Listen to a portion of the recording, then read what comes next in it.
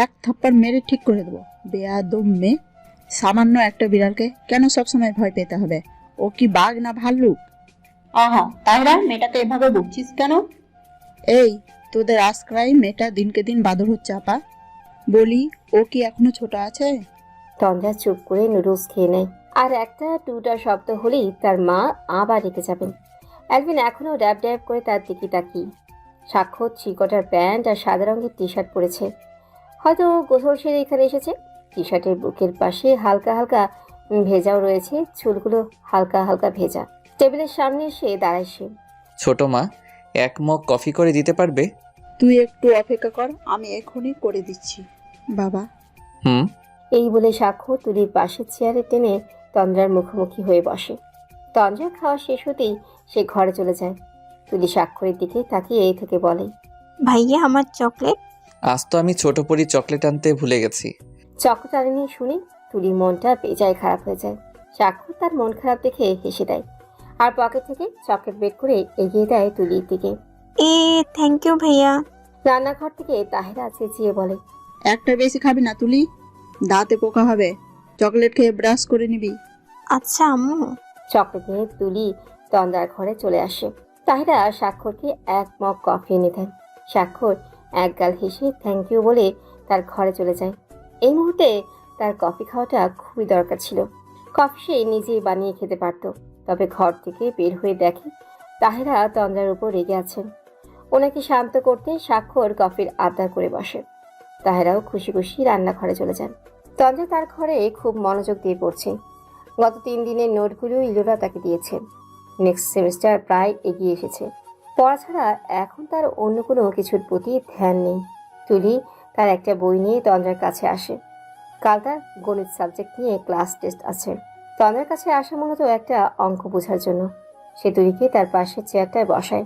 খাতায় অঙ্ক করে বুঝিয়ে দিতে থাকে। সে প্রথমে না বুঝলেও পরে মনোযোগ দিয়ে বোঝার চেষ্টা করে। রাতে খাবার খেতে বসার আগেই হুট করে কারেন্ট চলে যায়। সবে মাত্র খাবার খেতে বসেছিল সবাই। ইলিয়াস, ইউসুফ আর স্বাক্ষর নিজেদের জায়গাতেই বসে আছে। স্বাক্ষর তার ফোনে ফ্ল্যাশ লাইট অন করে রাখে। আইপিএস চলছে না আজ। ইতিমধ্যেই ঘেমে নিয়ে একাকার অবস্থা তন্দ্রার। কপাল আর ঘাড়ের সাথে লেপটে থাকা চুলগুলো দিয়ে ঘাম বেয়ে পড়ছে। সে টেবিল ছেড়ে উঠে গিয়ে দুটো হাত পাখা নিয়ে আসে। একটা দিয়ে নিজেই বাতাস করতে থাকে। তাহেরা ওদের খাবার বেড়ে দিতে শুরু করেন। এই গরম আজ সারাদিনে বেশ অনেকবার লোডশেডিং হয়েছে। গরমে মরিমরি অবস্থা দেখে তন্দ্রার বাবা ইউসুফ মাহমুদ বললেন, তন্দ্রা মা, তুমি হাত পাখা দিয়ে বাতাস করো, আমি তোমাকে খাইয়ে দিচ্ছি। আব্বু, তুমি কি শুধু আপুকেই খাইয়ে দিবে, আমাকে দিবে না? তুলি তার বোকাশোকা চাহনিতে বাবার দিকে তাকিয়ে কথাটা বলল। ইউসুফ মাহমুদ আপ্লুত হয়ে নিজের প্লেটেই খাবার বেড়ে নেন মেয়ে দুটোকে খাইয়ে দিবেন বলে। আজ আমি আমার 2 মেয়েকে খাইয়ে দেব। সেই যে কারেন্ট গিয়েছে আসার কোনো নামগন্ধই নেই। তন্দ্রা বিছানায় আধশোয়া হয়ে আছে। তুলি তার বাম পাশে শুয়েছে।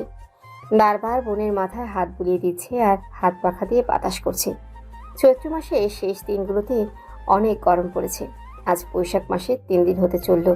এখনো সেই ভ্যাপসা গরম আছেই। এই সময়টা আসলেই ঝড় তুফান আসে।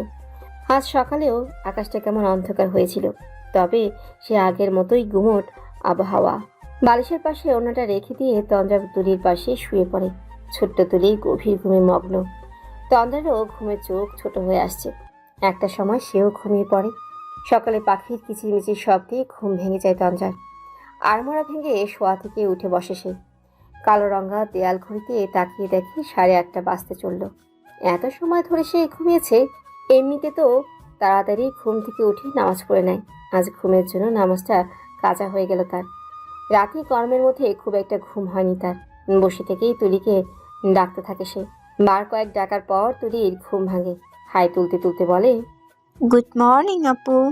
গুড মর্নিং পিচ্ছি, এখন ওঠো, স্কুলের জন্য লেট হয়ে যাবে। আরে আপু, তুমি কি ভুলে গেছো আজ শুক্রবার? তাই তো, দেখেছিস আমার মনেই ছিল না। আমি আরেকটু ঘুমাই। ছোট বোনের ঘুমানোর আবদারটা তন্দ্রা আর ফেলতে পারল না। প্রত্যুত্তরেই কিছু না বললেও ছোট বোনকে মুচকি হাসি উপহার দেয় তন্দ্রা। তুলি তার প্রশ্নের উত্তর পেয়ে আবারও বিছানায় শুয়ে পড়ে। দু বোনের ঘুম ভাঙতে ভাঙতে সকাল 10টা বেজে যায়। তন্দ্রা উঠেই ওয়াশরুমে চলে যায় ফ্রেশ হতে।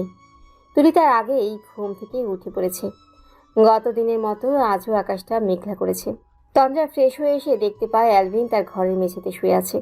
সে আজ মনে সাহস জুগিয়ে অ্যালভিনের কাছে যায়, কিছুটা মনোযোগ দিয়ে তাকে দেখে। বিড়ালটা আসলে খুবই কিউট। তন্দ্রার উপস্থিতি টের পেয়ে অ্যালভিন তার দিকে তাকায়। মেও। ও বাবা গো। ঝটপট উঠে দাঁড়ায়। খুব খিদে পেয়েছে তার, তাই সে অ্যালভিনকে তার ঘরে রেখেই রান্নাঘরে চলে আসে। স্বাক্ষর সকাল সকাল হসপিটালে ছুটেছে। শুক্রবার হওয়ায় ইলিয়াস মাহমুদ আর ইউসুফ মাহমুদ আজ বাড়িতে আছেন। তন্দ্রা আর তুলি বাদে বাকিরা আগেই নাস্তা করে ফেলেছে। সে নিজেই তার আর তুলির জন্য খাবার প্লেটে বেড়ে রাখে। তারপর তুলি আসতেই একসাথে খাবার খেতে শুরু করে। তুলি এই সেই কথা বলছি আর খাবার মুখে তুলছে। গরমের প্রবণতা যেন দিনকে দিন বেড়েই যাচ্ছে। গরমের জন্য বাহিরে টিকে থাকা মুশকিল হয়ে উঠছে। তার উপর কিছুক্ষণ পরপর লোডশেডিং। সূর্যের উত্তাপে পুরো বাসাটায় যেন গরমে ধোঁয়া বের হচ্ছে। তন্দ্রা মাত্রই গোসল করে বের হয়েছে। সাদা রঙের লং জামা পরনে, তার চুলগুলো টাওয়াল দিয়ে পেঁচানো। ঘরে ফ্যান ছেড়ে বিছানায় দু হাত মিলে শুয়ে আছে তুলি। টাওয়াল দিয়ে লম্বা চুল মুছতে মুছতে তন্দ্রা তুলিকে বলল, পাখি, যা গোসল করে আয়। একটু পর যাচ্ছি আপু। এক্ষুনি যেতে বলেছি তোকে। অগত্যা তুলি জামা কাপড় নিয়ে ওয়াশরুমে ঢুকে। আর এদিকে তন্দ্রা ভেজা চুলগুলো ছেড়ে দিয়ে ধুয়ে রাখা কাপড়গুলোকে ব্যালকনিতে গিয়ে মেলে দেয়। ড্রয়িং রুম থেকে স্বাক্ষরের গলার আওয়াজ পাওয়া যাচ্ছে। হয়তো হসপিটাল থেকে ফিরেছে। তন্দ্রা ঘর থেকে বের হয়। ঘামে ভেজা শরীর নিয়ে স্বাক্ষর তার ঘরে চলে যায়। সাহেরা মাহমুদ ফ্রিজ থেকে ঠান্ডা জুস গ্লাসে ঢেলে তন্দ্রার হাতে দেন। স্বাক্ষরকে এটা দিয়াই তো মা। আচ্ছা বড় মা। তন্দ্রা জুস নিয়ে স্বাক্ষরের ঘরে আসে। পুরো ঘরটা যেন শুভ্রতায় মরানো। ঘরের পর্দাগুলো সাদা নিটের। বিছানার পাশে টেবিলটায় ফুলদানিতেও সবগুলো সাদা রঙের আর্টিফিশিয়াল ফুল। তন্দ্রা মাঝে মাঝে ভেবেই পায় না এই লোকটার সাদা রঙটাই কেন এত পছন্দের। স্বাক্ষর ঘরে নেই, হয়তো ওয়াশরুমে গেছে। তন্দ্রা চোখ যায় দক্ষিণের দিকের দেয়ালে। সেখানে স্বাক্ষরের একটা ছবি বড় করে টানানো। সে কিছু সময় ছবিটার দিকে তাকিয়ে থাকে। হাঁটুর সমান চুলগুলো থেকে টপ টপ করে পানি ঝরছে এই মেঝেতে।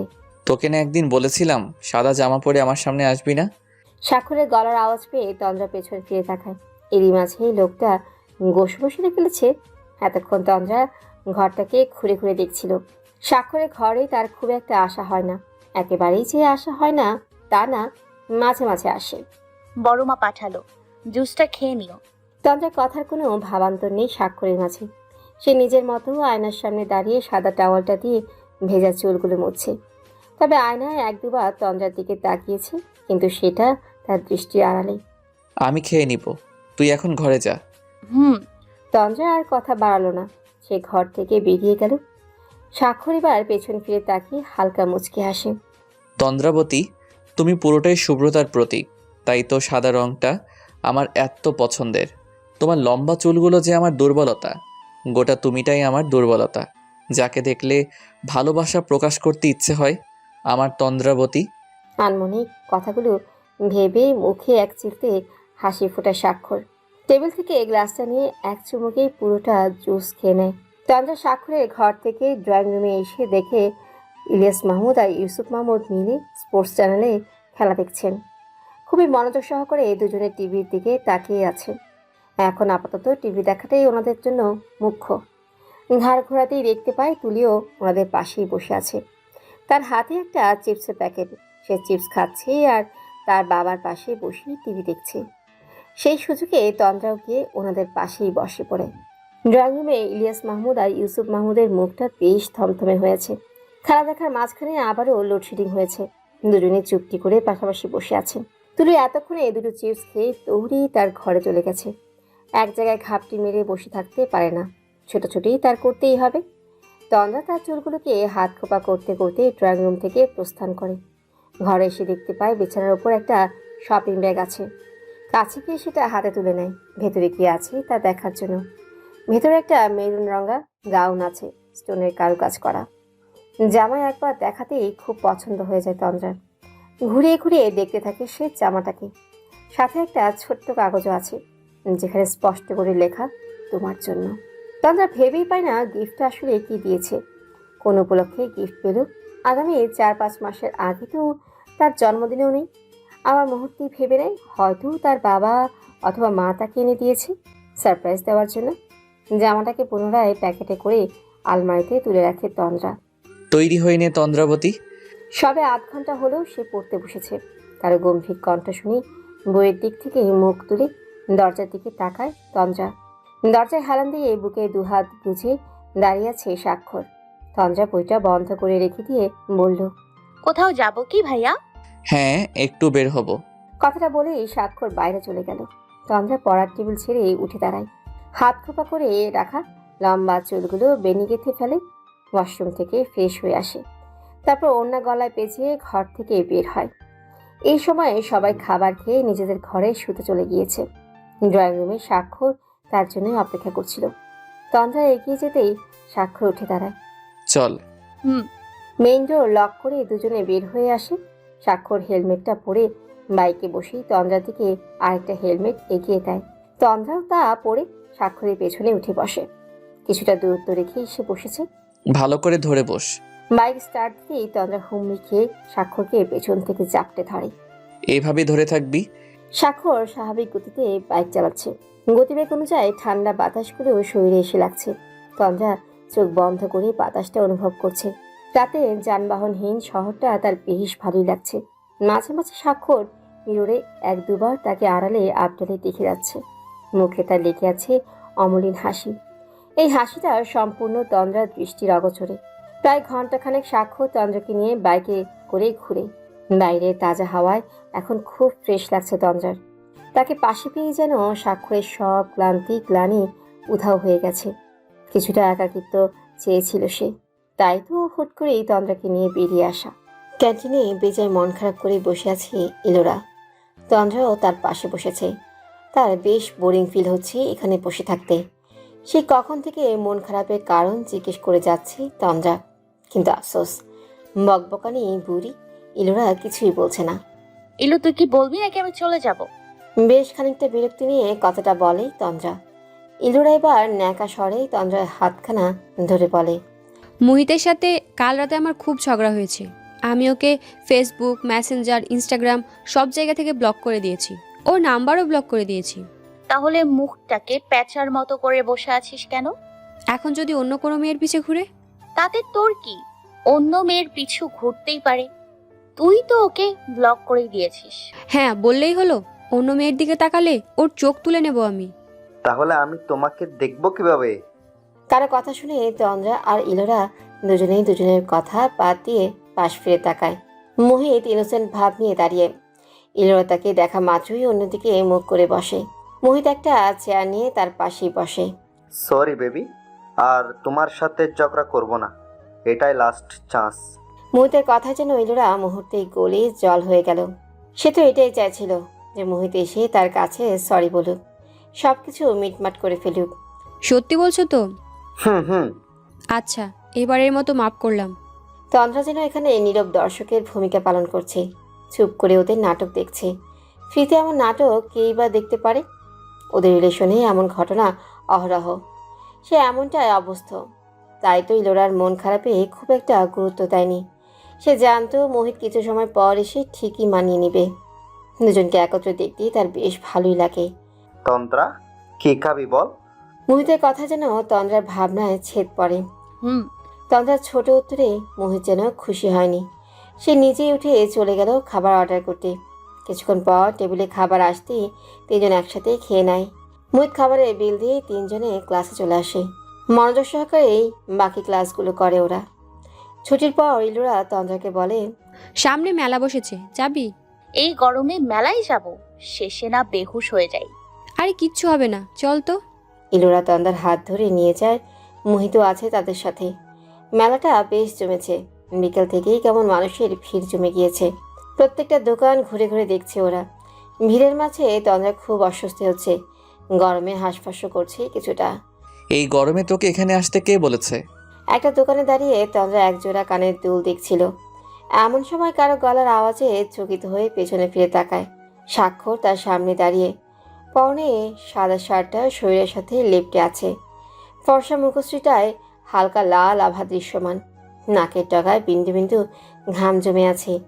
তন্দ্রা শুনেছে নাক ঘামলে নাকি মেয়েরা বর্ষভাগী হয়। তবে কি স্বাক্ষরের ক্ষেত্রে তা উল্টো হবে? এভাবে তাকিয়ে কি দেখছিস? কিছু জিজ্ঞেস করেছি আমি? তাকানোর কথা শুনে তন্দ্রা হতচকিত হয়ে চোখ ফিরিয়ে নেয়। আমতামতা করে বলে, মহিতার ইলোরের সাথে এসেছি, একটু পরে চলে যেতাম। বুঝলাম। কিছু কিনেছিস? হুম। চল আমি কিনে দিচ্ছি। স্বাক্ষর কাছে গিয়ে তন্দ্রার কোমল হাতটা নিজের পুরুষালী হাতের মাঝে নিয়ে নেয়। হুট করে এভাবে হাত ধরায় তন্দ্রার মাঝে একটা উষ্কৃষ ভাব চলে আসে, তবে সে তা প্রকাশ করে না। স্বাক্ষর সবসময় প্রয়োজন অনুযায়ী সবার সাথে কথা বলে। তার স্বভাবের দিক থেকে গম্ভীরতাটাই বেশি। প্রয়োজন ছাড়া তন্দ্রার সাথেও খুব একটা কথা বলে না, তবে সে তার প্রতি ভীষণ পজিটিভ। আরও কিছুক্ষণ মেলায় থেকে স্বাক্ষর তন্দ্রাকে নিয়ে বাসায় চলে আসে। ড্রয়িং রুমের সোফায় বসেই তুলিকে ডাক দেয় স্বাক্ষর। তার গলার আওয়াজ শুনে তুলির পেছন পেছন অ্যালভিরা চলে আসে। স্বাক্ষর তার ব্যাগ থেকে তুলির জন্য কিছু হেয়ার ব্যান্ড বের করে। হেয়ার ব্যান্ডগুলো তুলির খুব পছন্দ হয়ে যায়। অ্যালভিন ড্যাব ড্যাব করে স্বাক্ষরের দিকে তাকিয়ে আছে। তন্দ্রা ঘরে যাবার আগে অ্যালভিনের দিকে তাকিয়ে বলল, ওভাবে তাকিয়ে আছিস কেন? তোর জন্য ভাইয়া কিছু আনেনি, দুষ্টু বিড়াল। স্বাক্ষর তন্দ্রার কথায় হেসে দিয়ে অ্যালভিনকে কোলে তুলে নেয়। কিছুক্ষণ আদর করে ঘরে চলে আসে। ঘরে এসে প্যান্টের পকেট থেকে কালো পাথরের পায়েল বের করে। এটা সে তন্দ্রা অগোচরেই তার জন্য কিনেছে। যত্ন করে আলমারিতে তুলে রেখে ফ্রেশ হতে চলে যায় স্বাক্ষর। ডাইনিং টেবিলে সায়রা মাহমুদ খাবার বাড়ছেন। দুপুরে গরুর গোশত রান্না করেছিলেন। এত সময়ে তরকারি জমে গেছে, তাই তাহেরা মাহমুদ তার চুলায় গরম বসিয়েছেন। তন্দ্রা গোসল করে এসেই আয়নার সামনে দাঁড়িয়ে ভেজা চুলগুলো টাওয়াল দিয়ে মুছছি আর ধ্যানে নিজের দিকে তাকিয়ে আছি। মায়ের ডাকে তন্দ্রার ঘোর কাটে। বিছানার ওপর থেকে নীল রঙা ওড়নাটা গলায় পেঁচিয়ে ডাইনিং টেবিলে আসে। স্বাক্ষর খাবার নিয়ে বসে আছে। এত সময় লাগে আসতে? তোর জন্য ছেলেটা অপেক্ষা করছে। তন্দ্রাকে দেখা মাত্রই তাহেরা মাহমুদ কথাটা বললেন। তন্দ্রা চেয়ার টেনে স্বাক্ষরের সামনাসামনি বসে। খাবার বেড়ে দিয়েই সাহেরা মাহমুদ আর তাহেরা মাহমুদ চলে গেছেন। ড্রয়িং রুমে বসে ওনাদের প্রিয় নায়ক সালমান শাহের ছবি দেখছেন।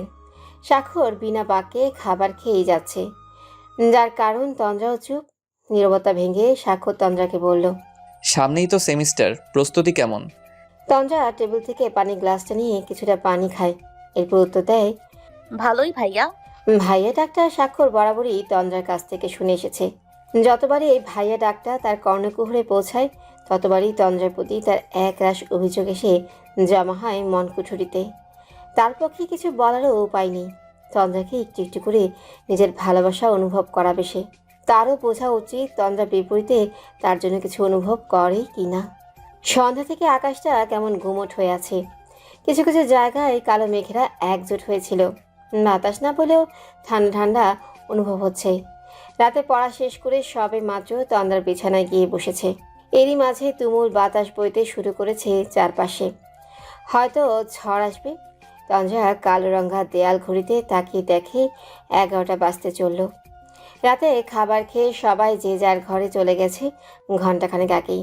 তুলি বিছানার একপাশে ঘুমিয়ে আছে। ব্যালকনির দরজা খোলাই আছে। ঘরের জানালাগুলো খোলা, যার দরুন বাতাসে পর্দাগুলো বারবার সরে যাচ্ছে। আকাশে কিছু সময় পর পর শব্দহীন বজ্রপাত হচ্ছে। তন্দ্রা বিছানা ছেড়ে উঠে জানালাগুলো আটকে দেয়। ব্যালকনির দরজা আটকাতে গেলে তার মনে হয় কিছু সময় দরজাটা খোলাই থাক। ব্যালকনিতে গিয়ে গ্রিলে ধরে দাঁড়ায় তন্দ্রা। এক পলক বাইরের আবহাওয়া কেমন তা দেখে নেয়। পাশের বাড়ির আম আর নারকেল গাছটা বাতাসের জন্য মিলেমিশে একাকার হয়ে যাচ্ছে। চোখ বন্ধ করে একটা লম্বা নিঃশ্বাস নেয় তন্দ্রা। তারপর ব্যালকনির দরজা আটকে ঘরের ভিতর চলে আসে। এরই মাঝে কেউ দরজায় নক করে। তার ঘরের দরজায় সবসময় খোলাই থাকে। তন্দ্রা বালিশের পাশ থেকে ওড়নাটা নিয়ে গায়ে জড়িয়ে ভেতরে আসতে বলল। স্বাক্ষর ঘরে আসলি? ভাইয়া তুমি এই সময়? একটু দরকার ছিল। কি দরকার? তোকে একটা জিনিস দেওয়ার ছিল। কথাটা বলেই স্বাক্ষর তার পকেট থেকে কালো পাথরের সে পায়েলটা বের করে, যেটা সে তন্দ্রার জন্য তারই অগোচরে মেলা থেকে কিনে এনেছিল। পায়েল? তোর জন্য পরিয়ে দেই। স্বাক্ষরের কথায় তন্দ্রা নির্বাক, স্তব্ধ এবং হতভম্ব হয়ে তার দিকেই তাকিয়ে রইল বেশ কিছুক্ষণ। যা দেখে স্বাক্ষর তার মুখের সামনে তুড়ি বাজিয়ে বলে,